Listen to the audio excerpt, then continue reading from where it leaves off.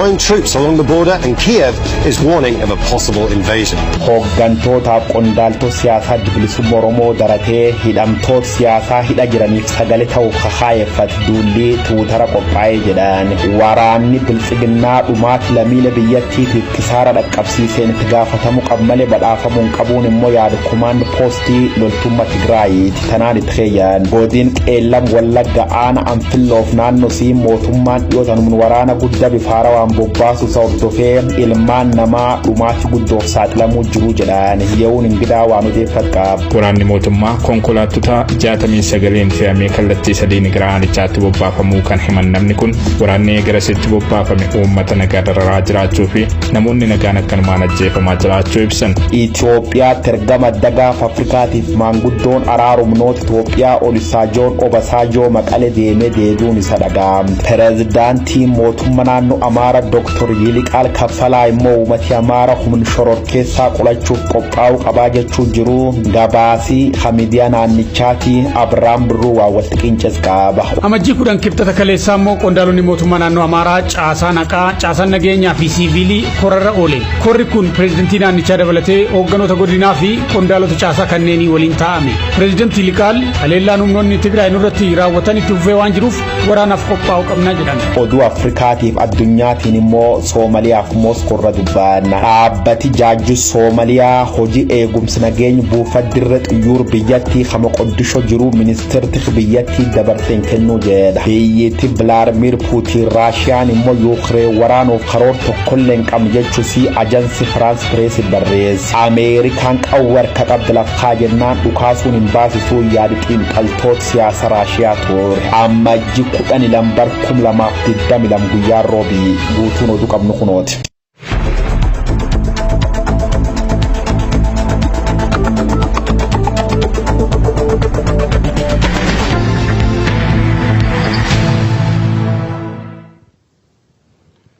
Akkam jirtu daawwattoota Oromiyaa Miidiyaa Neetwoork oduu har'aaf qabnu isinitti himna oduu kan isinitti himanii hunangidaati.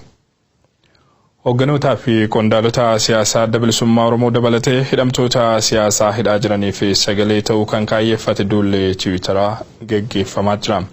Duulli kun dhaadannoo hidhamtoota siyaasaa Oromoo mara hiikaa jedhuun hidhamtoonni siyaasaa 50 ol kan manneen hidhaa Itoophiyaatti guramanii jiran hatattamaan akka hiikamaniif kan gaafatudha.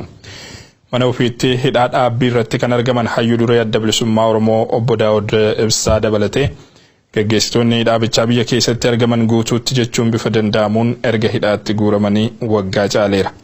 Qaamni aangoo irra jiru hammam tibbanaa hoogganoota KFO dabalatee namoota galmee Jawaar Mohammad jalatti himanni irratti dhiyaatee hidhaa turan hiikus waa'ee hoogganoota adda bilisummaa Oromoo hidhaa jiranii wanti dubbatee hin jiru.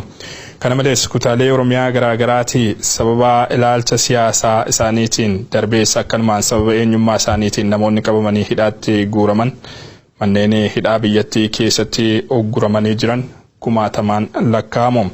Dhimmi hoogganoota adda bilisummaa Oromoo fi namoota hidhaa jiran kana nu yaaddessaa kan jedhan qopheessitoonni duula Tiwiitaraa kana namoonni carraa duulaa kana irratti hirmaachuu qaban dammaqinaan hirmaachuun hidhamtoota siyaasaa Oromoof sagalee ta'uu akka qaban waamicha dhiheessanii jiru. Duulli Tiwiitaraa kun akka Oromiyaatti sa'a 11 yookaan 5 PM irraa eegalee geggeeffamee jira.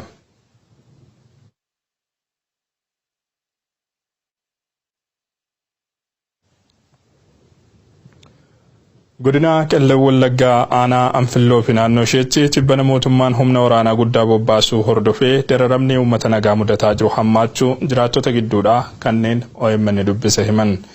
Dilbata darberraa eegalee waraanni konkolaattota 69 fe'ame kallattii sadiin gara aanaa Anfillootti bobbaafamee jiraachuu kan ibsan maddi odeeffannoo keenya.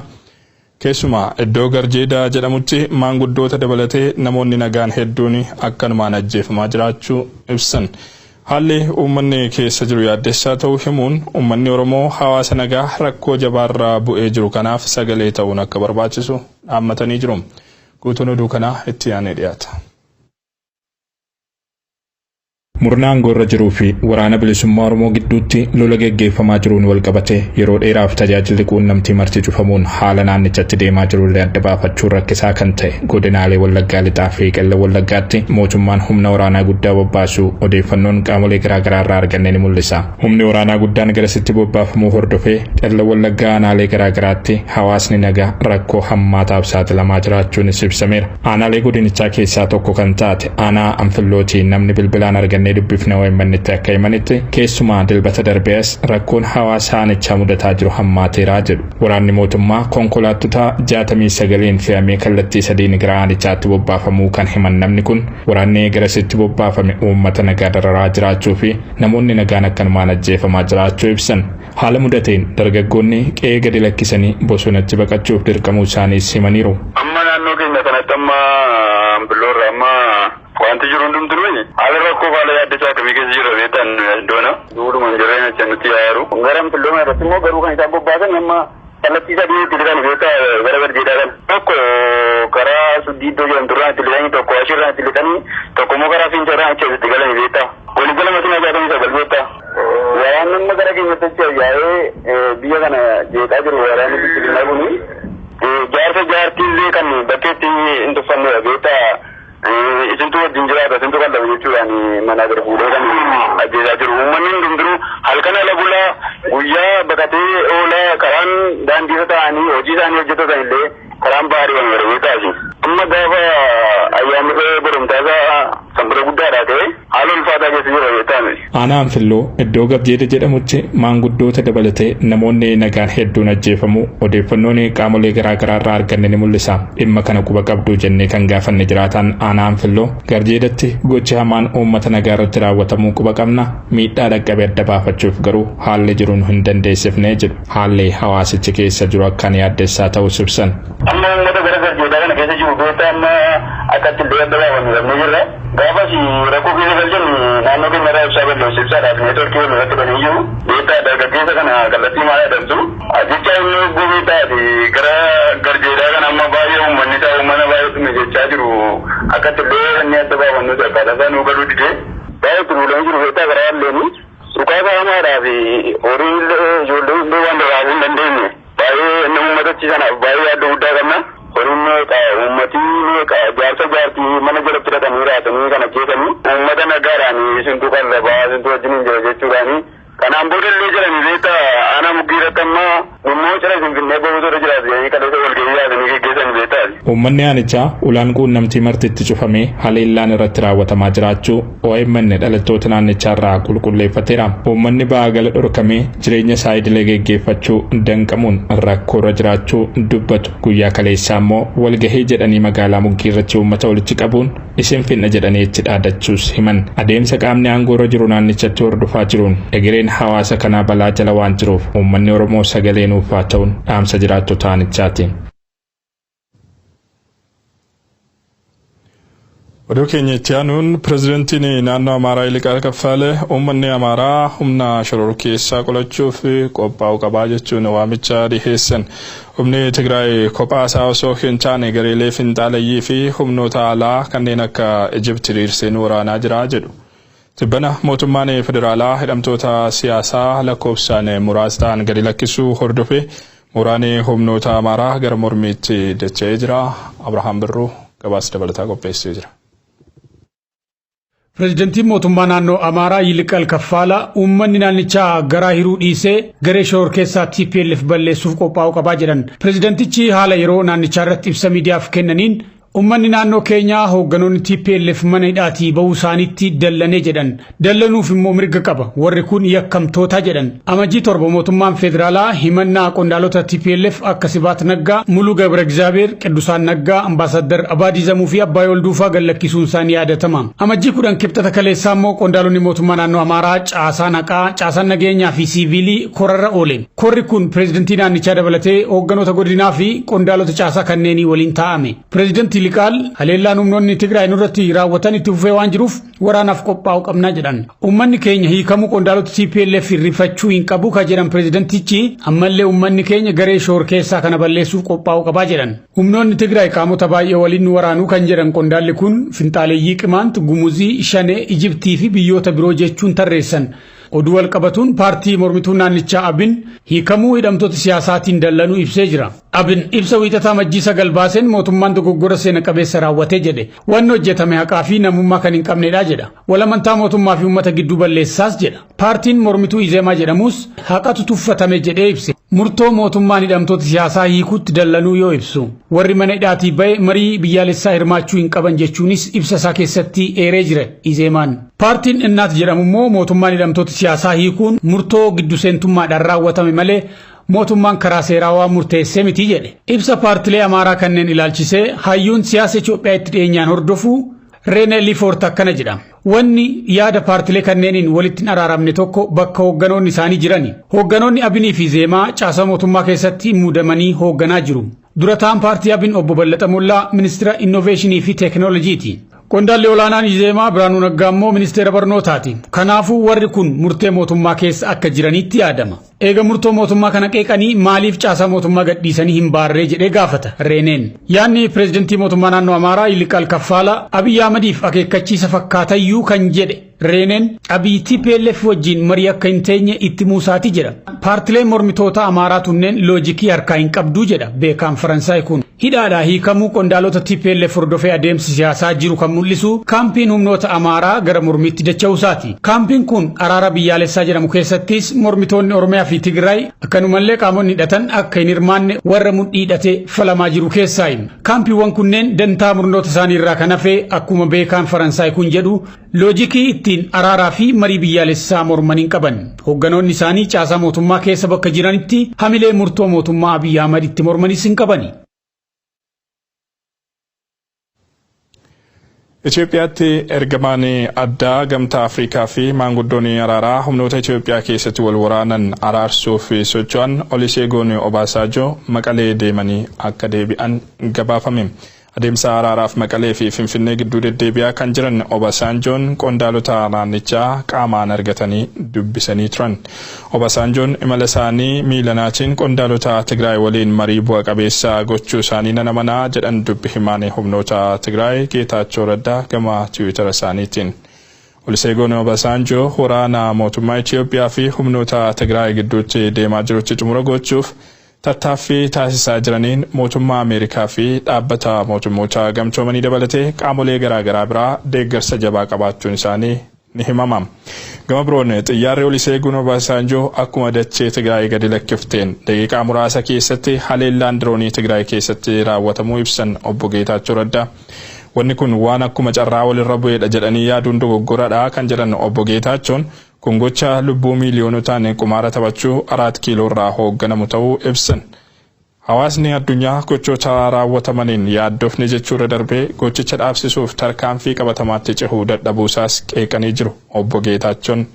Haleellaa diroonii fi xiyyaaraa irra deddeebiin Tibbana Tigraayitti raawwatamuun lubbuun lammiilee nagaa hedduun baduu miidiyaaleen addunyaallee gabaasaa turaniiru.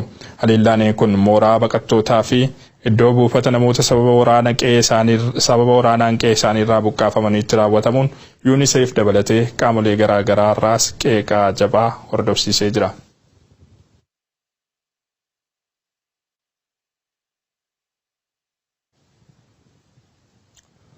Oduudhuma walqabatuun waraanni biltsiginnaa dhumaatii lammiilee biyyattii fi kisaaraa qaqqabsiiseen kan gaafatamu malee kan badhaafamuu qabu miti jedhe koomaandee poostiin loltummaa Tigraay.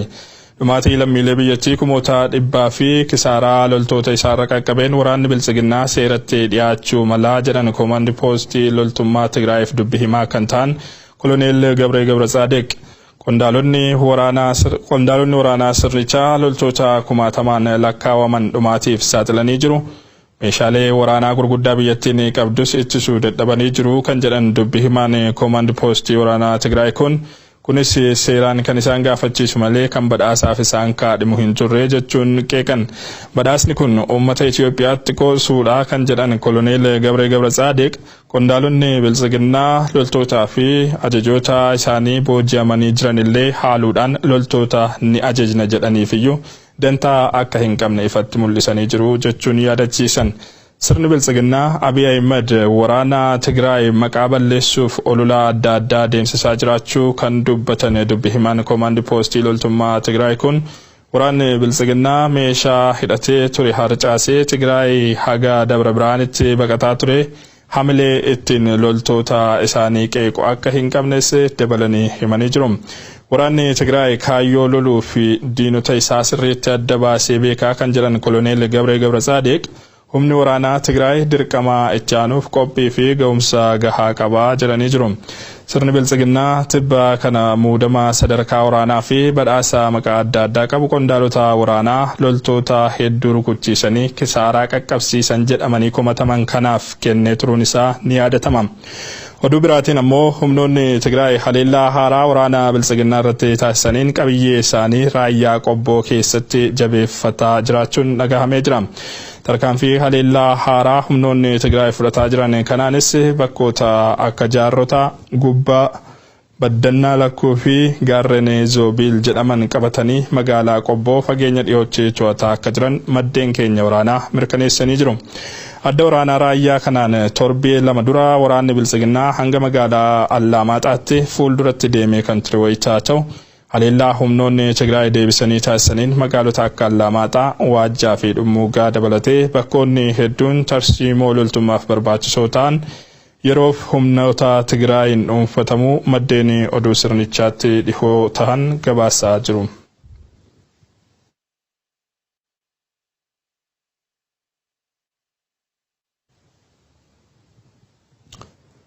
Dhaabbanni basaasaa Somaaliyaa hojii eegumsa nageenyaa buufata xiyyaaraa guddichaa biyyattii ministeera tikaa biyyattii kan ministeera muummee Hassan Roobleen hoogganamutti dabarsee hin kennu jedhe. Waldhibdee bulchoota lamaanii jechuunis kan ministeera muummee Hassan Rooblee Hussein Roobelee fi pirezidantii biyyattii Abdullahi Farmaajoo gidduutti ta'aa jiruun addunyaan yaaddoo qabdu ibsachuu irratti argamti. Somaaliyaan ammoo waggoota 20 booda miseensota mana marii bakka buutota uummataa filachuuf guyyoota 3 qofatu ishee hafee jedhamee jira. Siyaasni Somaaliyaa kun eessaa garamitti waan jedhu guyyoo waariyoo akka itti aanutti isinitti. Disagreements between Roble and President Mohamed Abdullahi Farmajo have been blamed. Dhaabbati jaajju sokaan basaa Somaaliyaa hojii eegumsa nageenya buufata dirree xiyyaara biyyattii kan Moqodishoo jiru ministeerri biyyattiitti dabarsee kennuu jedha. Waldhibdeen pirezidaant Mohamed Abdullahi Farmajootiif muummee ministeera Hassan Roble guyyaan boowwamata biigaaf Afrikaa Somaaliyaa ta'uun itti fufuu jirti. Waggoottan 20 oliif mootummaa dhabuun mandhee gara Al-Shabaab qaturtu Soomaaliyaan ammallee sababa ngootii wal nyaachuu irratti argamti. Dhaabbati basaasa kunis sumayyuu eegi ministeeritti biyyattii akka dirreen farda kunis jalgaltu gaafate humni waraana hedduu buufata dirree xiyyaara idil addunyaa bobbaasuun dheedisuniyyuu eega jiraachuu miidiyaaleen Soomaaliyaa gabaasan. Pirezidaantiin Soomaaliyaa Abdullahi Farmaajo aangoo dheereffachuuf jecha yeroo filannoo dheeressuun dabrimmoo aangoo muummichi ministeera Hussein Roobelee Ogurusaatiin wal qabatee Soomaaliyaan afaan qarree du'arratti argama. Farmaajo used the National Assembly to gain a no confidence vote against former Prime Minister Hassan Ali Khari. Jaalli Saayyaas Afawarqiitiif Abiy Ahmad Ali Farmaajoon muummichi ministeera hariiroo hojii pirezidaantummaa waliin hin qabjechuu walakkaa Fulbaan 2021 heen muummichi ministeera kan hojii irratti setur irri deebiin hojii deebisee ammallee dhiyootana dadhaban. Dhimmi nageenya Itoophiyaatiif bi Mahammadu Farmaajoo Soomaaliyaa ilaalchisuun bulcha Keeniyaa Buuru Keenyaata waliin torbe lamaan dur bilbilaan kamariyaati ministeeriyaa jala Ameerikaa Antooni Blinkan aangorra ittifamu muummichi ministeera Soomaaliyaa Hassan Roobelee jabeessee mormuun filannoo walabaaf haqa qabeessaa godhamu qabdi jechuun akeekachiis. Wal dhabdee Roobeleetiif Farmaajootiin wal qabate dirree boohar waraana hataa Soomaaliyaa Saambatu dhuuf kana majjigaaf 15 bar 2022 irra jalqabuun kura dhaachuuf qophii jalqabu si Aljazeeraan gabaas. Lower house elections will be completed by February 25, 2022. Wal dhibdee war lamaanii kanaaf sababi dheerachuu aangoo qofin turre jedhu durra guddoo waajjirta biyyaalessa Soomaaliyaa Ikraan Taliil Faaraa hordofee warri kullamaan jechuun pirezidaantichaaf muummichi ministeera jabdu ilwalti didiimessu waladhaa turan dujaajus tanaatiif sababi sirrii beekamu baatulle dhoksa pirezidaanticha Khayni Abiyyi fi Isaayyaas Afawarqi waliin ta'uu loltoota gar Tigraay bobbaas waan qabduu fi jechuu jiru niiti ta'uu xabajji 20 jabar 2021 irra jalqabees buutee siirabbuma beeka waajjirri biyyaalessa Soomaaliyaa dhabamu siitiif Al-Shabaab maata ijoolleen abdi godaanee Al-Shabaab immoo rabbil nuduuchinna nun talina garree jedhu. The territorial Al-Shabaab controls in Somalia is shrinking. The group has also just emerged from a leadership struggle. Muummichi ministeera jechuun Hasan Roobale manni murtii waraan biyyattii dhimmisii akka qorata jechuun hoggana dhaabte nageenya biyyattii gussuun nam dhibiin bakbuus pirezidaantichi immoo tarkaanfii muummichi ministeera fudhatu kun dogongor jechuun wal dhaban kanadduu dhaabbat jaajjus yookaan basaasaatiif ministeerri biyyaalessa Soomaaliyaa wal tammeessuun aaraaf iltolchee jedhu ministeerri biyyattii muummichi ministeera Hasan Roobaleetiin hogganaama waajjirri basaas biyyattii immoo Farmaajooti jedhu Roobalee mudde 27 bar 2021 humni waraanaatiif humnooti nageenya ajaja fudhachuu qaba ministeerti har'a malee pirezidaantii irra ta'uun qab jechuun ajaj dabarsa Farmaajoon nafan qolchuuf akkan taajabeessaa eega jechuun loltoota bobbaas cufaafu aangoon pirezidaantii Farmaajoo jedhuuf keessa baatii jedhaan huraman marii bakka bu'oota uummataatiin walitti qophaa'u jiru Roobalee Farmaajoon Somalia Al-Shabaab egeroo fi murteeffachuuf qophii jabduu jiru jedhan. Somali leaders announced on Sunday they had struck a deal to hold Garuu addunyaatti wayita ceenu ammoo loltoonni Raashiyaa 100 lakkaa'aman dhiheenya kana daangaa Yukireenitti imaluu isaanii hordofee biyyoonni lixaa yaaddoo qabaachuu wayita ibsatan Ameerikaan gama isheetiin Raashiyaan Yukireeniin kan weerartu taanaan qoqqobbii jabaan kan ishee eeggatu ta'uu dhaadattee jirti. Sababa kanaan torbanoota lamaan dura pirezidantiin United States Joe Biden fi bulchaan Raashiyaa guddaan Vladimir Putin bilbilaan walitti dhaadachuun isaanii kan yaadatamu wayita ta'u Raashiyaan Yukireeniin weeraruuf yaada hin qabu jechaa jirti. Guyyoo Wariyoo gabaasa CNN fi AFP irraa argate akka ta'anitti qindeesseera. While Russia insisted it had no intention of invading Ukraine, biyyatti Vladimir Putin Russia Ukraine waraanuuf karoor tokko lakkin qabne ajansiis France Press barreessa loltooti Russia hakum dhibbaatama lakkaa'amtu daangaa biyya Awurooppaa kan marsu si hordofee mootummaan Volodymyr Zelensky akka jaba muddamuun arreessan laftarsaas Ameerikaan xuume yoo dhiirtaatan biyya weerara jechuun Moskoo akeekachiifte warri lixa Ameerika hordofuun girrisee qabaa dhaqanii dadhaban amma kun Russia waaqaaf lafa beeka Kevin hadhuuf karoor tokko leen qabu jechuu jirti qondaaltoti Ameerikaaf Raashiyaa jalqabbar 2022 kee bilbilaa walitti dhaadachuu isaanii hordofee maarii sadarkaa olaanaa biyyoota kan lamaan jidduu gaggeessuuf diri Switzerland Jenevaa kor qabatanii turan haa ta'uuti garuu adokhori sunillee hingayin Raashiyaa Yuukireen waraanuuf akka yaadin qabna Ameerika beeksisuun isii oduudansaa jedhu walgayii naannoo sa'aatii 7 oliif qondaaltota lamaan kan jidduu wiixata gaggeeffamtee jedhaniin biyyooti lamaan jechuun Moscow DC muddam naannicha mul'achuu jirtiqqeessuuf yaali taasisan akka itti fufan waliigalu isaanii CNN gabaas. To the high stakes call between President Biden and Russian President Vladimir Putin. Muddee bar 2021 pirezidaantii United States Joe Biden if bulchaa Raashiyaa guddaan Vladimir Putin dhimma kanarra wal dhabanii bilbilaan walitti dhaadachuu isaanii gabaasne ture. Haasawu gaafas bilbilaan godhan kanarra waaccife kadhadhaban jaarsi gana 78 Biden Jr. Moscow qoqqobbisiin seena billafa keessatti argiteelle dhageetteelle beenneen dhabanaas jechuu taanse Putin United States Ukraine halchite qoqqobbin urkeete taanaan hariiroo Ameerikaaf Moscow waliin qabdaddaan kuti jechuun isa addunyaa mamseef biyyooti hullamaan qarayyuu waliin jaalatan Ameerikaa Raashiyaan kara hackers yookaan hattoota kompiitarisiitiin filannoo teenjeeqa turti jechuun himaatti Vladimir Putin naga qaba dhimmi biyyi nama keesseen beek jechuu waakkaata ministeerri ajaala Raashiyaa Serge Lavrov walgaychaan duub ibsa gaazexeessitoota kennee jedhaniin